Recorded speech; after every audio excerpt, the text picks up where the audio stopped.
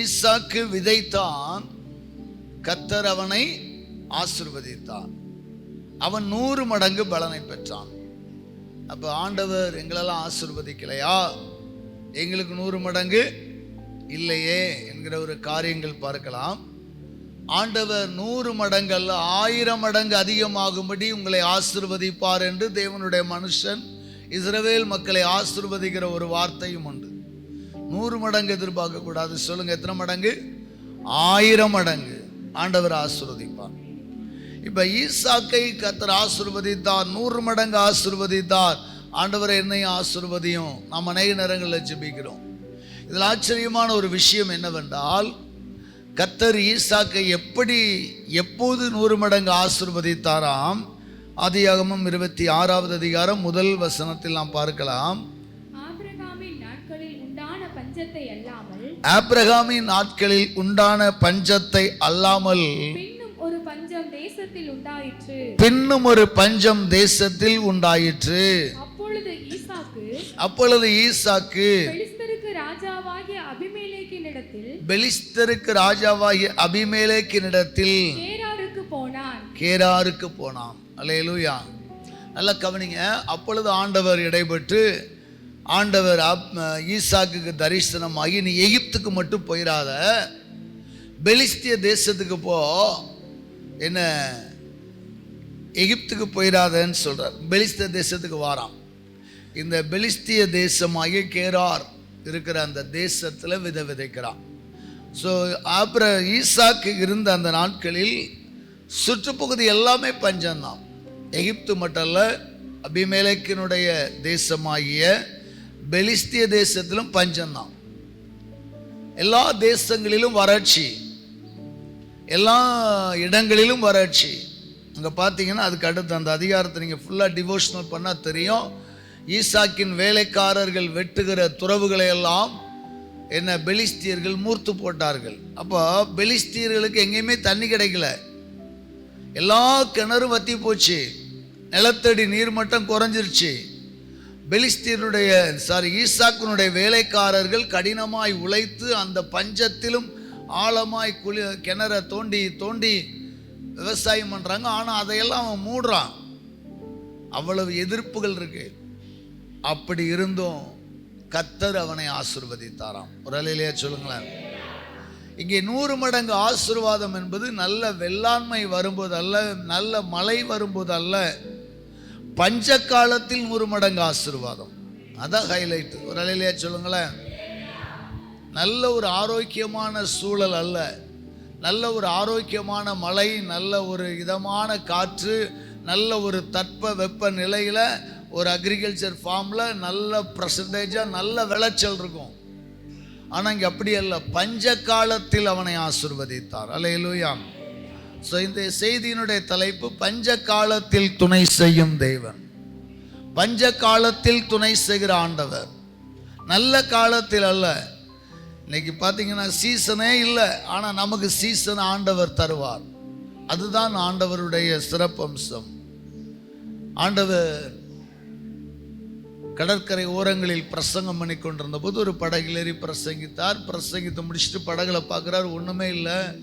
என்னப்பா ஒன்றுமே இல்லையா? ஆமையரே, முழுவதும் பிரயாசப்பட்டும் ஒன்றுமே எங்களுக்கு இல்லை.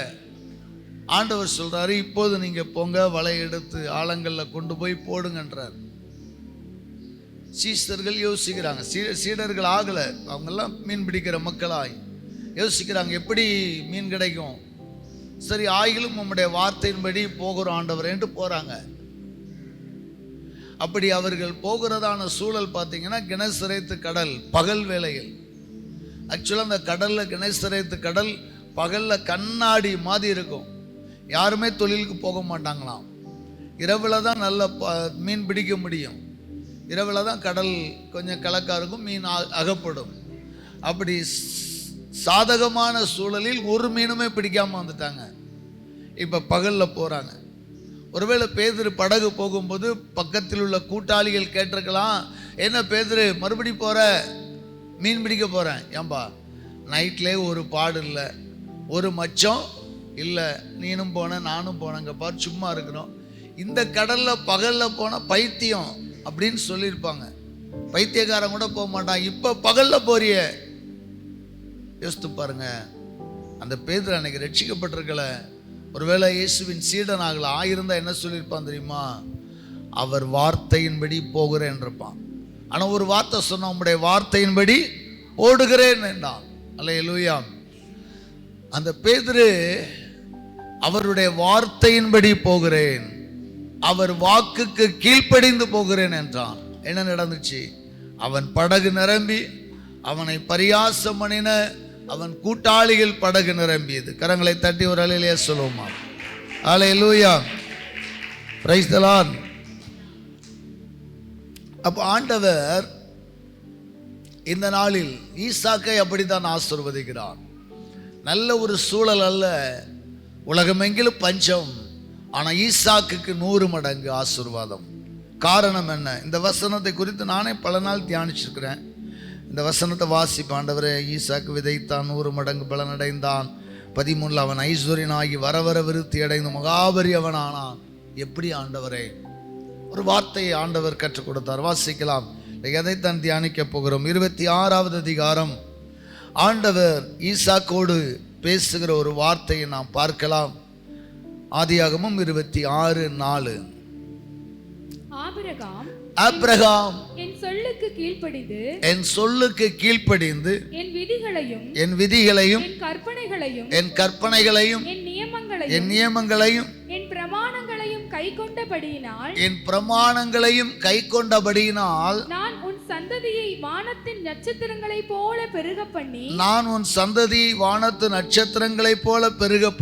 உன் சந்ததிக்கு இந்த தேசங்கள் யாவையும் தருவேன். உன் சந்ததிக்குள் பூமியில் உள்ள சகல ஜாதிகளும் ஆசீர்வதிக்கப்படும் என்றார். அல்லேலூயா. நாம் இங்கே பார்க்கிறோம் 12வது வசனத்திற்கான திறவுகோல் இங்கதான் இருக்கு.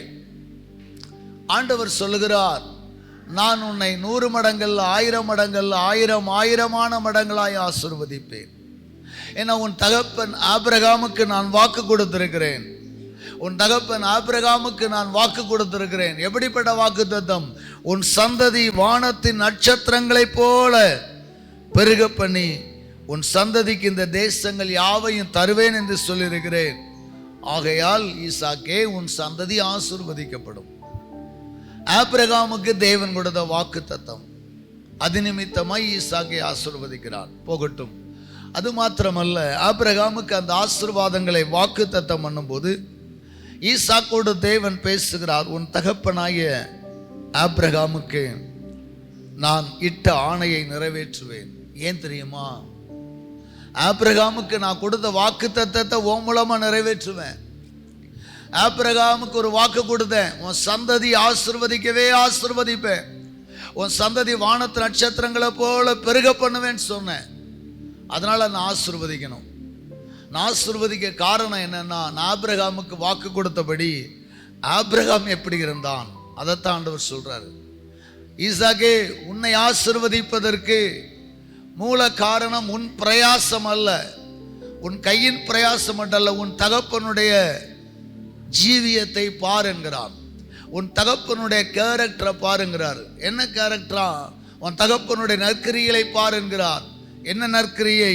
உன் தகப்பனாய ஆபிரகாம் எனக்கு கீழ்ப்படிந்தான். ஒரு அல்லேலூயா சொல்லுமா? இந்த நல்ல காலை வேளையில் தேவனுக்கும் தேவனுடைய வார்த்தைக்கு கீழ்ப்படுகிற உங்கள் குடும்பங்கள் 100 மடங்கல்ல 1000 மடங்கு ஆசீர்வதிக்கப்படும். முதல்ல கீழ்ப்படிதல் தான் நாம் மேல்படிக்கு செல்லுவதற்கான வழி என்பதை கற்றுக்கொள்ளுங்கள். எனக்கு அன்பார்ந்த இளம் வாலிபர்களே, கீழ்ப்படிய கற்றுக்கொள்ளுங்கள். உங்கள் பிதாக்களுக்கு கீழ்ப்படியுங்கள், பெற்றோர்களுக்கு கீழ்ப்படியுங்கள். ஆபிரகாம் ஆண்டவருக்கு கீழ்ப்படிந்த மாதிரி இந்த உலகத்தில் எந்த மனிதனும் எந்த போதகருக்கோ எந்த பெற்றோருக்கு கீழ்ப்படிய மாட்டான். அப்படிப்பட்ட முன்னுதாரணம் ஆபிரகாம். இதுவரை பார்த்திராத தேவன், இதுவரை கேள்விப்பட்டிராத ஒரு கடவுள் திடீரென்று தரிசனமாகி, ஆபிரகாமே, நான் காண்பிக்கும் தேசத்துக்கு நீ புறப்பட்டு போ, எல்லாவற்றையும் விட்டு போ. போனானா போகலையா? அந்த தேவன் அப்பதான் முதல்ல அவனை சந்திக்கிறார். நமக்கெல்லாம் ரட்சிக்கப்படும் போது தீர்க்க தரிசனம், பேய் வரட்டும் போது தீர்க்க தரிசனம், ஒவ்வொரு பரிசுத்தாவி பெருவிழாவுக்கு ஒவ்வொரு வார்த்தை, பலமுறை தேவன் நம்மோடு பேசுகிறார். ஒவ்வொரு தீர்க்க தரிசிகள் வழியாக பலமுறை நீங்கள் சத்தம் கேட்குறீங்க. ஆனால் கடைசியாக ஒரு தீர்க்க தரிசி மூலமாக ஒரு கட்டளை, ஒரு காரியத்தை இதை செய் அப்படின்னா யோசிப்போம். இது உண்மைதானா பார்த்துக்கிடுவோம். அடுத்து யார்கிட்டையாவது இதை கேட்டு உறுதிப்படுத்திக்கிடுவோம். ஊழியங்களுக்கு சொல்கிறேன், சில நேரங்கள் ஆண்டவர் ஊழியங்களை செய் என்பார். இதுவரைக்கும் பேசின அதே தீர்க்கதரிசி மூலமாக கூட ஆண்டவர் பேசுவார். ஆனால் எல்லாவற்றும் கீழ்ப்படிந்தவர்கள் இதுக்கு கீழ்ப்படிய மாட்டாங்க. சுகமில்லாத பட்சத்தில், பலவீனமான நேரத்தில் என்ன செய்ய வேண்டும், எப்படி செய்ய வேண்டும், 10 முறை தீர்க்க தரிசனம் கேட்பாங்க. 40 நாள் ஜெபம், 30 நாள் ஜெபம், ஆலயத்தில் பட அதெல்லாம் கேட்பாங்க. அதே தீர்க்கதரிசி மூலமாக என் மகளை நீ என் பிரமாணத்தில் உண்மையாயிரு, ஒழுக்கமாக ஆராதனை பண்ணு, தசம பாகம் கொடுணும், அதுக்கு மட்டும் கீழ்ப்படிய மாட்டாங்க. நம்மளாம் நமக்கு வேண்டியதுக்கு மட்டும் தான் கீழ்ப்படிவோம். ஆனால் ஆபிரகாம் தன் குமாரனை பலியிடு என்று சொன்னார், அதற்கு அவன் கீழ்ப்படிந்தான். முரட்டு கீழ்ப்படிதல்காரன். அல்லேலூயா சொல்லுங்க. கீழ்ப்படிதல் நம்முடைய ஆசீர்வாதங்களுக்கு முதல் படி. ஒருவேளை தீர்க்க தரிசனங்களுக்காக மட்டும் நான் சொல்லலை, தேவன் உங்களோடு வசனங்கள் மூலமாய் பேசினாலோ, ஒரு ஊழியக்காரர் வாயிலிருந்து வருகிற வார்த்தை மூலமாய் பிரசங்கத்தின் வாயிலாக பேசினாலோ கீழ்ப்படிய கற்றுக்கொள்ளுங்கள். கீழ்ப்படிதல் தான் நம்முடைய ஆசீர்வாதத்திற்கு முதல் படியாக இருக்கிறது. இரண்டாவதாக அங்கே ஆண்டவர் சொல்லுகிறார், வாசிக்கலாமா? ஆபிரகாம் என் சொல்லுக்கு கீழ்ப்படிந்து என் விதிகளையும் அடுத்து கற்பனைகளையும் நியமங்களையும் பிரமாணங்களையும் கை கொண்டபடியினால் நான் அவனை ஆசீர்வதிப்பேன். அப்ப இங்க இன்னொரு 4 காரியங்களை பார்க்கிறோம். இன்னொரு 4 செயல்களை ஆபிரகாமினிடத்திலே நாம் கற்றுக்கொள்கிறோம். கீழ்ப்படிதல் மட்டும் ஆபிரகாமினிடத்திலே அல்லவாம். அங்கே பார்க்கிறோம், அவன் என் விதிகளை கை கொண்டான்.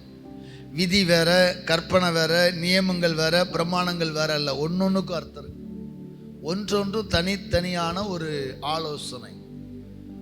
ஒண்ணுதான் அப்படின்னா என் கற்பனைகளைன்னு ஆண்டவர் முடிச்சிருக்கலாம். முதல்ல விதிகள். விதி என்றால் என்ன? விதிகளை பற்றி நாம் பார்க்கலாம். ஆபிரகாம் என் விதிகளை கை கொண்டான். 26:4 ஆபிரகாம் என் விதிகளை கை கொண்டான். என்ன விதி? ஸோ அந்த விதி என்றால் என்ன? ரூல் அல்லது ரூல்ஸ். ரூல்ஸ் அண்ட் ரெகுலேஷன் சொல்லுவோம்ல பள்ளிக்கூடத்தில். நமக்கு விதினா தெரியாது, ஆனால் அது ஆங்கிலத்தில் சொன்னால் தான் தெரியும். Rules and regulation. பள்ளிக்கூடத்தில் 9 மணி வகுப்பு துவங்கும், ஆனால் 8 மணிக்கு 10th பிள்ளைங்க இருக்கணும். அது அவர்களுக்கு கொடுக்கப்பட்ட விதி. ஒருவேளை சார் ஸ்கூல் கைடில் 9 மணி தான் சார் படுக்கும். 9 என்பது வகுப்பு துவங்க நேரம். 10th 8 அது விதி. +2 8 விதி. மற்ற 8ஆம் கிளாஸா 9ஆம் கிளாஸ் அவங்களுக்கு 8 விதி. அதே போல் இத்தனை மணிக்கு இந்த ப்ரேயர் நடக்கும் விதி. சில ரூல்ஸ் வச்சுருப்பாங்கள்ல, அதுதான் விதி. அதே போல் ஆண்டவர் நமக்கு அநேக விதிகளை வைத்திருக்கிறார். ஆண்டவர் நமக்கு அநேக விதிகளை வைத்திருக்கிறார். இந்த விதிகள் என்றால் வகுக்கப்பட்ட சட்டம்.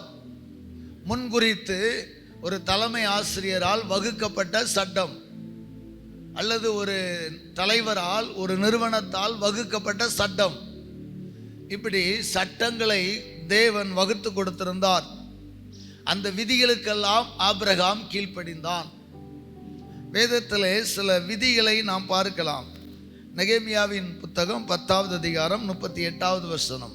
லேவியர் தசமபாகம் சேர்க்கும் போது ஆரோனின் குமாரனாகிய ஒரு ஆசாரியன் லேவியரோட கூட இருக்கவும் தசமபாகமாகிய அதிலே லேவியர் 10ல் ஒரு பங்கை எங்கள் தேவனுடைய ஆலயத்தில் உள்ள பொக்கிஷ அறைகளில் கொண்டு வரவும் திட்டம்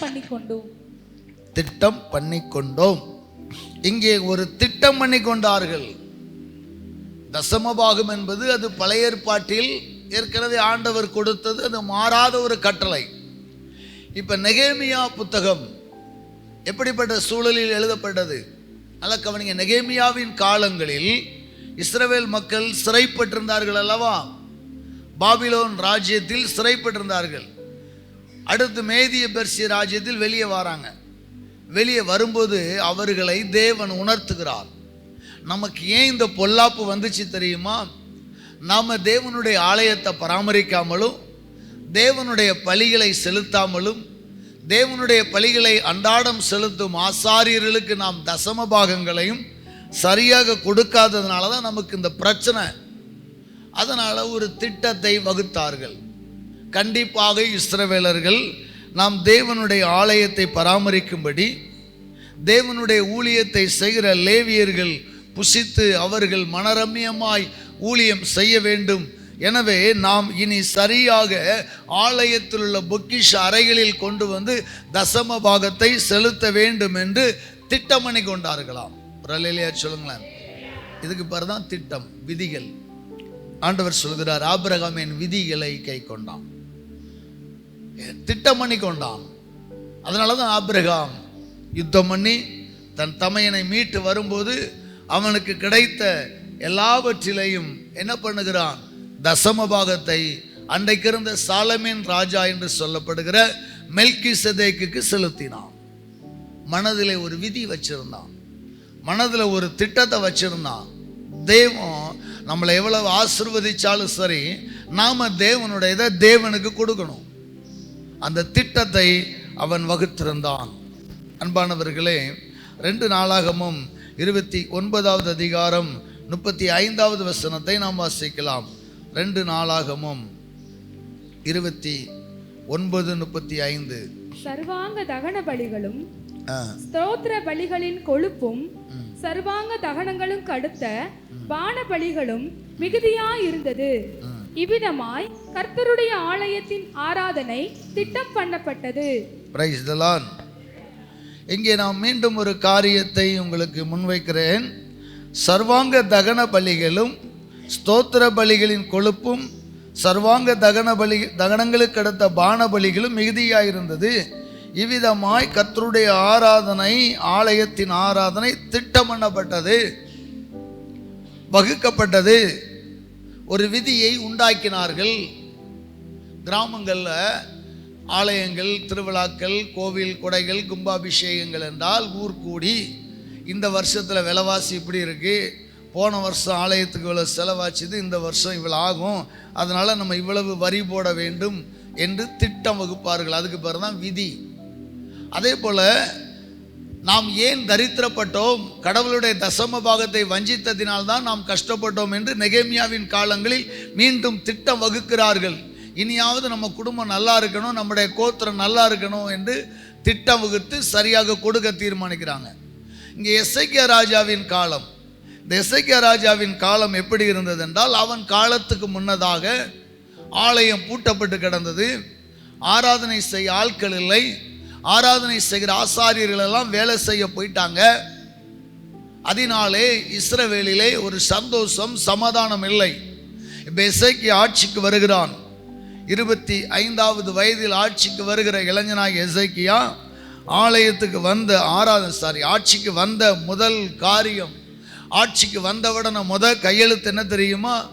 3வது வசனத்தில் பார்க்கிறோம். 1ஆம் மாதத்தில் கர்த்தருடைய ஆலயத்தின் கதவுகளை திறந்து அவைகளை பழுது பார்த்து ஆசாரியர்கள் லேவியர்களை கூடி வர செய்து இப்படி ஆராதனை நடத்தாமல் விட்டு விட்டீர்களே, ஆலயத்தை பூட்டி விட்டீர்களே, ஆராதனை என்றால் ஜெபம் வழிபாடு நடக்கணுமே, கர்த்தருடைய பிரசன்னம் மிகுந்த ஆலயம் அல்லவா என்று சொல்லி அவர்களை கடிந்துள்ளுகிறான். அதன் பின்பு ஆலயம் சுத்திகரிக்கப்படுகிறது. ஆலயத்தின் கேம்பஸில் இருக்க வேண்டிய லேவியர்கள், ஆராதனை ஸ்தலம் கேம்பஸ் சர்ச்சு கதீட்ரலில் இருக்க வேண்டிய ஆசாரியர்கள் எல்லாம் வயக்காட்டுக்கு போயிட்டாங்க.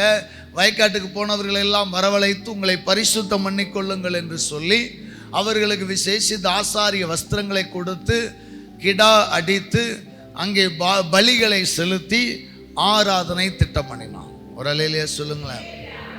நீங்கள் நானும் ஆசீர்வதிக்கப்படுவதற்கு நாம் திட்டம் பண்ண வேண்டிய அடுத்த காரியம் நம்முடைய ஆராதனைகள். ஞாயிற்றுக்கிழமை திடீரென்று வந்து விடாது. எங்கள் பையன்கிட்ட நான் அடிக்கடி சொல்லுவேன், கிறிஸ்மஸ் திடீர்னு வரலடா, மரியாதைக்காலுக்கு திடீர்னு வைத்த வலிச்சு பிள்ளை ஒரு வாரத்துக்கு முந்தி பிறக்கலை, அது 25 தான். 25னா அதுக்கு முன்னாடியே வேலை பாருங்கன்னா 25ஆம் தேதி கிறிஸ்மஸ்னால் 24ஆம் தேதி நைட்டு தான் சாயந்தரம் தான் ஃப்ளெக்ஸ் போர்டு டிசைன் பண்ணி வேலையை முடிப்பாங்க. திட்டம் பண்ணாததினால் சில டென்ஷன்கள் விடிய தூங்கலாமா, இதான் வேலை சொன்னான். ஓப்பனாக சொல்கிறேன். ஏன் நாம் திட்டம் பண்ணுவதில்லை? அந்த ஒரு நாளைக்கு முன்னாடி, ஒரு வாரத்துக்கு முன்னாடி, 25ஆம் தேதிக்கு நாளைக்கே கூட திட்டம் பண்ணலாம். இன்றைக்கி ஆட்சியர் அலுவலகங்கள் அப்படி தான் நடத்துவாங்க. குடியரசு தின விழா அணிவகுப்பு இன்றைக்கி நடக்கும், நீங்கள் பார்க்கலாம் டிவியில். திடீர்னு நேத்தா பண்ணுறாங்க, இதற்காக ஒத்திகை பல நாட்களாக செய்வார்கள். அப்படி திட்டம் பண்ணப்பட வேண்டும். அதே போல் ஆராதனைக்கு வருகிற நாம், நாளை ஆராதனை, இன்றைக்கே நாம் திட்டமிட வேண்டும். சனிக்கிழமை நைட்டு 12 மணி வரைக்கும் துணியை துவைச்சிட்டு வீசிங் பாஸ்டர் எனக்கு வர முடியல இருக்கக்கூடாது. நாம் நாளை பரிசுத்த ஓய்வு நாள், சனிக்கிழமை நேரத்தோட படுத்து காலமே எந்திக்கணும், திட்டம் பண்ண வேண்டும். கல்யாண விடா, பால்காய்ப்பு விடா பத்திரிக்கை வந்திருக்கா, 1 2 சரி இன்விடேஷனை பார்த்துட்டு சரி ஞாயிற்றுக்கிழமை இருக்கா, ஞாயிற்றுக்கிழமை என்ன இருந்தாலும் போகக்கூடாது. வேணா ரொம்ப நெருங்கியது, தவிர்க்க முடியாது, ஆராதனை முடிஞ்சு வாரேன், ஆராதனை கெடுத்துட்டு போகாதீங்க. திட்டம் பண்ணுங்கள். பிரயாணங்கள் திட்டம் பண்ணுங்கள். நம்ம சர்ச்சில் கன்வென்ஷன் நடக்கு 3 நாள். நிறைய கன்வென்ஷன் வைக்கிறதுக்கே மனதில்லை. ஏன்னா கன்வென்ஷனுக்கு விசுவாசியிலே வர்றதில்லை. கேட்டால் வேலை பாஸ்டர். உங்கள் வேலையை திட்டம் பண்ணுங்கள். நம்முடைய சபையில் ஒரு கூடார பண்டிகை நடக்கு. என்ன வேலை கிடந்தாலும் 5 மணிக்குள்ள முடிச்சுட்டு 6 மணிக்காவது முடிக்கணும். கொத்தனார் வேலை கண்டிப்பாக 6 மணிக்கு மேலே யார் செய்ய போகிறதில்ல. எந்த ஒரு வேலைனாலும் சரி, பிஸ்னஸாக பகலில் பாருங்கள், நேரத்தோடு பாருங்கள், இல்லை 6 to 9க்கு அப்புறம் போய் பாருங்கள். திட்டம் பண்ணுங்கள். என் ஆலயத்தில் ஆராதனை நடைபெறுகிறது, என் ஆலயத்தில் ஜெப வழிபாடு இருக்கிறது, எனக்காக தேவன் வார்த்தை வைத்திருக்கிறார், இன்றைக்கு நான் கன்வென்ஷனுக்கு போகணும், இன்றைக்கு நான் என்னுடைய ஜெபத்துக்கு போகணும். திட்டம் பண்ணி ஆண்கள் வர பாருங்க. நேரம் இல்லை பாஸ்டர், நேரம் இல்லை என்கிற சொல் சாக்கு போக்கு. நேரத்தை நாம தான் உண்டாக்கணும். இன்னைக்கு பார்த்தீங்கன்னா என்னுடைய டைரியில் எவ்வளோ பிளான் இருக்குங்கிறது உங்களுக்கு தெரியும். ஜனவரி மாதம் ஃபுல்லாக ப்ரோக்ராம் முடிச்சுப்பேன். அடுத்த வருகிற மார்ச் ஏப்ரலுக்கே பிளானை போட்டு வச்சுருப்பேன். ஒரு கூட்டங்கள் மிஸ் பண்ணாதபடிக்கு உங்களுக்காக ஓடிக்கொண்டே இருக்கிறோம். என்ன இந்த வாரத்தில் தாராபுரம்லாம் செவ்வாய்க்கிழமை ஸ்தோத்திர பண்டிகை, திங்கக்கிழமை குடும்பம் அமைச்சிட்டு புதன்கிழமை ஒரு வீடை பால் காய்க்கினாங்க. சரி பால் காய்ச்சிட்டு புதன் நைட்டு வந்துருந்தேன். புதன்கிழமை தேதி கொடுத்தேன். அப்புறம் சொல்லிட்டாங்க, பாஸ்டர் அமாவாசை வருது வியாழக்கிழமை, அமாவாசையோட வைக்கக்கூடாது, வெள்ளிக்கிழமை அது அமாவாசை முடிச்சு. இப்போ அமாவாசைக்கு நமக்கு சம்மந்தம் இல்லை பாஸ்டர், அமாவாசை அன்னைக்கு வச்சேன்னா என் ஊர்க்காரனே என்னை காரி துப்பிவிடும், ஒருத்தரும் வர மாட்டான், நல்லா இருப்பீங்க வெள்ளிக்கிழமை. என்ன செய்ய, மக்கள் கெஞ்சி கேட்குறாங்க. அதனால் வெள்ளிக்கிழமை வரைக்கும் இருக்க வேண்டிய நிலைமை.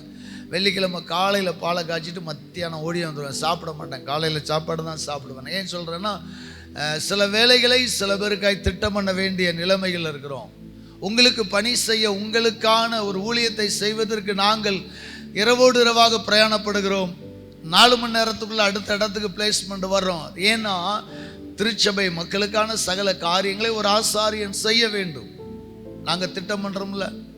சில நேரம்லாம் ஆராதனை பார்த்தீங்கன்னா, கல்யாண ஆராதனை நடக்கும், பாஸ்டர் 9 மணிக்கெலாம் வந்துடுவோம், கரெக்டாக வந்துடுவோமாங்க. ஐயோ வந்துடுவாங்களேன்னு சொல்லி என் பிள்ளைகள் சாப்பிடாமல் ஸ்கூலில் கொண்டு விட்டுட்டு, சில நேரம்லாம் சாப்பிடாமலே நான் இருப்பேன், பிள்ளைகள் இருக்கும், ஓடி போய் ஸ்கூலில் விட்டுங்க வந்தால் 10:45 வர்ற விசுவாசிலாம் உண்டு. சில நேரம் ஐயோ 10:45 வருவான்னு சொல்லி அசால்ட்டாக இருந்தோம்னா படக்குன்னு குளிச்சுட்டு இருப்பேன், பாஸ்டர் மாப்பிள்ளை வந்துட்டார். திட்டம் பண்ண வேண்டும். ஆராதனை திட்டம். நாங்கள் உங்களுக்காக அநேக நேரங்களில் திட்டம் பண்ணுறோம். நீங்கள் ஆராதனை கூட்டங்களுக்காக திட்டம் பண்ணுங்கள். புதன்கிழமை பைபிள் ஸ்டடி திட்டம் பண்ணுங்கள். வெள்ளிக்கிழமை உபவாச ஜெபம் திட்டம் பண்ணுங்கள். அப்போ தான் உங்களுக்கு ஆசீர்வாதம். போன வாரம்லாம் பௌர்ணமி ப்ரேயர் ரொம்ப ஒரு எதிர்பார்ப்போடு ஜெபத்தில் உட்கார்ந்துருக்கிறோம். ஊழியர்கள் அதுக்காக விசேஷித்த ஜெபம். வியாதிப்பட்ட பலவீனப்பட்ட அநேகரை காணும். பகலில் 10 ஃபோன் பண்ணி ஃபோனில் ஜெபம் பண்ணுது. முந்தின நாள் கடந்து அப்படி இருக்கு பாஸ்டர், இப்படி இருக்கு பாஸ்டர். உங்களுக்கு தானே நாங்கள் ப்ரேயர் வச்சுருக்கிறோம். அப்புறம் எப்படி நீங்கள் தேவனுடைய ஆசீர்வாதங்களை பெற்றுக்கொள்ள முடியும்? திட்டம் பண்ணுங்கள், திட்டம் பண்ணுங்கள். வர்ற பௌர்ணமிக்கு இப்போதே அப்பாயின்மெண்ட் போடுங்க, போகணும். வர்ற உபவாச ஜெபத்துக்கு இப்போதே பிளான் பண்ணுங்க. வெள்ளியா கண்டிப்பாக போகணும். ஒரு தீர்மானம் எடுங்க. மாதத்தில் ஒரு நாளாகிலும் ஒரு உபவாசம் இருக்கணும், தீர்மானம் எடுங்க. ஆண்கள் எல்லாத்துக்கும் தான் சொல்கிறேன், எல்லா வாரமும் வர முடியாட்டாலும் அன்பான புருஷர்களே, நீங்கள் மாதத்தில் முதல் வெள்ளி ஒரு வெள்ளிக்காவது ஒரு உபவாசம் இருந்து நான் ஜெபத்துக்கு வருவேன். ஒருவேளை கடுமையான வேலை ஒரு 12 மணிக்காவது வருவேன். உபவாசம் இருந்து உங்கள் பிஸ்னஸ்க்காக ஜெபித்து பாருங்கள். ஆண்டவர் உங்களை ஆசீர்வதிப்பார். ஏதோ வழிபோக்கர்களை போல நாம் வரக்கூடாது. ஆராதனை திட்டம் பண்ணப்பட்டது. அங்கே தசம பாகங்கள் கொடுக்க திட்டம் பண்ணப்பட்டது. அப்போஸ்தலர் 16:4 வாசிக்கலாமா? அப்போஸ்தலர் நடபடிகள் 16:4. அவர்கள் பட்டணங்கள் தோறும் போகையில் எருசலேமில் இருக்கும் அப்போஸ்தலராலும் மூப்பராலும் விதிக்கப்பட்ட சட்டங்களை கைக்கொள்ளும்படி அவர்களுக்கு ஒப்புவித்தார்கள். அப்போஸ்தலர் 16:4 நாம் பார்க்கிறோம். அங்கே அப்போஸ்தலர்களால் மூப்பரால் சபைகளுக்கென்று சட்டம் விதிக்கப்பட்டது. சபைகளுக்கான ஒரு ரூல்ஸ் அண்ட் ரெகுலேஷனை உண்டு பண்ணினார்கள். அதுக்கப்புறம் தான் சர்ச் பெருகியது. அன்பானவர்களே, இன்றைக்கு உங்களுடைய வியாபாரம் பெருக வேண்டும், உங்கள் பிஸ்னஸ் பெருக வேண்டும், தொழில் செய்கிற நீங்கள் ஆசீர்வதிக்கப்பட வேண்டும் என்று நாங்கள் ஆசைப்படுகிறது போல என் தேவனுடைய சபையும் பெருக வேண்டும் என்று யார் ஆசைப்படுறா? ஆண்டவர் ஆசைப்படுறார். ஒரு அல்லேலூயா சொல்லுங்க. அந்த ஆசை உங்களுக்கு இருக்கணும். தேவனுக்கு இருக்கிற ஆசை உங்களுக்கு இருக்கணும். தேவன் உங்களை ஆசீர்வதிக்க விரும்புகிறார். அதே போல் ஆண்டவர் தம்முடைய சபையை ஆசீர்வதிக்க விரும்புகிறார். அப்போ சபை எப்போது பெருகினதாம்? வாசிங்க. அப்போஸ்தலர்களாலும் மூப்பராலும் விதிக்கப்பட்ட சட்டங்களை கை கொள்ளும்படி உபதேசித்தார்கள். அதனாலே சபைகள் நாளுக்கு நாள் பெருகினது. அல்லேலூயா. சபைக்கென்று சில சட்டங்கள் வகுக்கப்பட்டது. இன்றைக்கு சபையில் வளர்ச்சி இல்லை. ஏதோ நம்முடைய சபையை மட்டும் சொல்லல, பெரும்பாலாக சபைகளுக்கு இன்றைக்கு சட்டமே இல்லை, ரூல்ஸே இல்லை. ரூல்ஸ் என்கிற நியாயப்பிரமாணத்தை கடுமையாக அல்ல, ஆனால் சில நேரங்களில் முறையாக வைத்து தான் ஆக வேண்டும். சபையில் ஒரு சட்டங்கள், ஒரு திட்டங்கள் வகுக்கப்படணும். அப்போ தான் சபை ஆசீர்வாதமாக இருக்கும். இன்றைக்கி நம்முடைய சபைகளில் கூட சில காரியங்களை நாம் வகுத்துள்ளோம். ஆராதனைகள், குடும்ப கையேடுகள், ஆராதனையினுடைய திருமண ஆராதனை, பிரதிஷ்ட ஆராதனை, இப்படி சில ஒழுங்குகளை நாம் வைத்திருக்கிறோம். இப்படிப்பட்ட சட்டங்களை ஏற்றும் போது கர்த்தர் சபைகளையும் ஆசீர்வதிக்கிறார். அப்போ நாம் விதிகளை கை கொள்ள வேண்டும். சாலையில் விதிகளை கை கொண்டால் நமக்கு ஆசீர்வாதம். ஒன்வே சிக்னல் போட்டிருக்குது, சிக்னலில் ரெட்டு அடிச்சிருச்சு, பச்சை இருக்குது, நம்ம போயிட்டு இருக்கிறோம். நெக் ஆஃப் த மூமெண்ட் நெருங்கும் போது பச்சை முடிஞ்சு ஆரஞ்சு வருது. ஆரஞ்சு வந்தால் என்ன அர்த்தம்? இப்போதே ப்ரிப்ரேஷன் ஆயிரும், போகாதுன்னு அர்த்தம். நம்ம ஆளுக்கு ஆரஞ்சு தானே போவாங்க. அடுத்து ரெட்டு இருந்தாலும் கூட போகிறவங்க இருக்காங்க. என்ன நடக்கும்? நீ ரெட்டு இருக்கும்போது அங்கே போகும்போது அவனுக்கு அங்கே க்ரீன் அடிச்சிடும். அவன் வேகமாக வருவான், உன்னை தூக்கி வீசிடும். அப்போ சாலையில் உள்ள விதியை கை கொண்டாதான் நம்ம பிழைச்சிருக்கலாம். சாலை விதிகளை கை கொள்ளலைன்னா கண்டிப்பாக அங்கே ஒரு ஆபத்து இருக்கிறது. அதே போல தான் தேவனுடைய விதிகளை கை கொண்டாதான் நமக்கு ஆசீர்வாதம் இருக்கிறது. கடவுள் நமக்கு வகுத்துள்ள விதிகளை கை கொண்டாதான் நம்முடைய பிஸ்னஸில் செழிப்பு இருக்கு. நமக்கு ஆக்சிடென்ட் ஆனது தெரியலை. சாலையில் ஆக்சிடென்ட் ஆனால் தெரியும், ஆவிக்குரிய ஆக்சிடென்ட் நிறையா பேருக்கு தெரியாது. அதான் வேதனையாக இருக்கு. ஆவிக்குரிய வாழ்விலே அநேகர் ஆக்சிடென்ட் அடைகிறோம், விபத்துக்களை சந்திக்கிறோம். வியாபார ரீதியாக, சரீர ரீதியாக, குடும்ப ரீதியாக, குடும்ப உறவுகள், பிரிவுகள், பிரச்சனைகள், போராட்டங்கள், இவைகளெல்லாம் எதேச்சை என்று கருதாதிருங்கள். இது உங்களுக்கு ஏற்பட்ட ஒரு விபத்து என்று அறியுங்கள். அநேக நேரங்களில் கேஷுவலாக எடுத்துக்கிடுறாங்க. அதுக்காக எல்லாத்துக்கும் கவலைப்படாதீங்க, நாங்கள் சொல்கிறது உண்மைதான். நீங்கள் கவலைப்படக்கூடாது. உங்களுக்கு ஒரு விபத்து, குடும்பத்தில் ஒரு மன உளைச்சல், குடும்பத்தில் ஒரு பிரச்சனை, ஒரு பிரிவினை, வியாதினா கேஷுவலாக இல்லை. அன்னைக்கு ஆண்டவரே நான் எந்த விதிகளை மீறினேன் உணர்ந்து பாருங்க. விதிகளை மீறும் போது தான் விபத்துகள் ஏற்படுகிறது. சரியாக விதிகளின்படி நடங்க. ஆண்டவருடைய நாமம் மையப்படுவதாக. நம்முடைய ஆராதனைகள் இப்போ திருமண ஆராதனை, அதுக்கு ஒரு விதி வச்சிருக்கிறோம். இன்றைக்கி நம்முடைய திருச்சபையில் பிறந்தநாள் கார்டுகள் என்ன சில பேர் என்கிட்ட கேட்பாங்க, பாஸ்டர் என் பிள்ளை பிறந்தநாள் இது வரைக்கும் சொல்லவே இல்லை. ஏம்மா உங்கள் பிள்ளை பிறந்தநாள் என்னைக்குன்னு எழுதி கொடுத்தாங்கன்னு நாங்கள் சொல்லுவோம். இதை பலமுறை சொல்லியாச்சு. குடும்ப கையேடு போடாதபடி என்ன சில விசுவாசிகள் இருக்கிறாங்க. குடும்ப கையேடு போடுங்க. கல்யாணம் முடிந்தவர்கள் அடுத்து புதிய கையேடு போடணும். இன்றைக்கி ஒரு கையேடை பார்த்தேன், பொண்ணு அப்பா வீட்டில் இருக்குது, மாப்பிள்ளை அவங்க அம்மா வீட்டு கார்டில் இருக்குது. பிரித்து எடுக்கணும். கணவன் மனைவியான பின்பு தனியாக கையேடுகள் போடணும். அப்போ தான் அதை ரிஜிஸ்டர் நம்பர், அவங்களுக்கு ஒரு நம்பர் இது ஒரு நம்பர் வராது. கரெக்டாக பண்ணணும். அதே போல் குழந்தை பிரதிஷ்டை செய்யும்போது கார்டு கொண்டு வாங்க. உடனே சில பேருக்கு என்ன தெரியுமா, பாஸ்டர் ஐயோ காசு கேட்காங்க. இல்லை, உங்கள் பிள்ளை பேர் எழுதணும்ல. சில பிள்ளைங்க குழந்தை பிரதிஷ்டை பண்ணியிருப்பாங்க, கார்டு கொண்டு வர மாட்டாங்க, பேர் எழுத மாட்டோம். பேர் எழுதாட்டா இங்கே பிறந்தநாள் கூப்பிட முடியாது, தெரியாது எங்களுக்கு. அதனால தான் குடும்ப கையேடு கொண்டு வாருங்கள் என்பது. எந்த ஒரு நல்ல காரியங்கள் நடந்தாலும் அந்த கையேடுகள் கொண்டு வரணும், பதிவு செய்யப்படணும். ஒரு டெத்தா அதுக்கும் கார்டு கொண்டு வரணும். இருக்கிற ஃபீஸை கட்டி அந்த டெத்தை ரிஜிஸ்டர் பண்ணணும். நோட்டில் நாங்கள் எழுதணும். ஏன்னு கேட்டால் நாங்கள் ஒரு டெத்துக்கு சர்டிஃபிகேட் கொடுத்துருவோம். பதிகிறதுக்கு சர்டிஃபிகேட் கேட்பீங்க, கொடுத்துருவோம். ஆனால் எங்கள் ரெக்கார்டில் டேட்டை நாங்கள் எழுதலைன்னா எங்களுக்கு தவறு. அதனால் அதை சரியாக செய்யணும். இப்படி சில விதிகளை கர்த்தர் வைத்திருக்கிறார். விதிகளை கை கொள்ளுங்கள், ஆண்டவர் நிச்சயமாக நம்மளை ஆசீர்வதிப்பார். இரண்டாவதாக வேகமாய் கற்பனைகள். இரண்டாவதாக ஆண்டவர் என்ன வச்சுக்கிறாரு சொல்லுங்க, கற்பனை. ஆபிரகாம் என் விதிகளையும் என் கற்பனைகளையும் கை கொண்டான். கற்பனை இஸ்ரவேல் மக்களுக்கு பழைய ஏற்பாட்டில் கொடுக்கப்பட்ட 10 கட்டளை. பாகம 4:13 இருக்கிறது. 10 கட்டளை ஆண்டவர் கொடுக்கிறார். அந்த 10 கட்டளை மாத்திரம் அல்ல, இணை சட்டங்கள் கொடுக்கிறார். புதிய ஏற்பாட்டில் ஆண்டவர் கொடுக்கிற 10 கட்டளை என்ன? அந்த 10 கட்டளை கர்த்தர் சாரம்சமாக எப்படி கொடுக்கிறாரா? மார்க் எழுதின சுவிசேஷம் 12வது அதிகாரம் 30வது வசனம். மார்க் 12:30.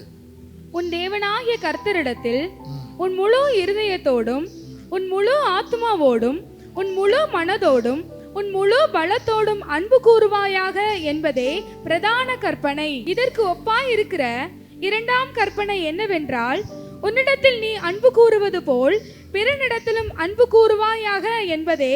இவைகளிலும் பெரிய கற்பனை வேறொன்றும் இல்லை என்றார். நாம் எப்படிப்பட்ட கற்பனைகளுக்கு கீழ்ப்படிய வேண்டுமா?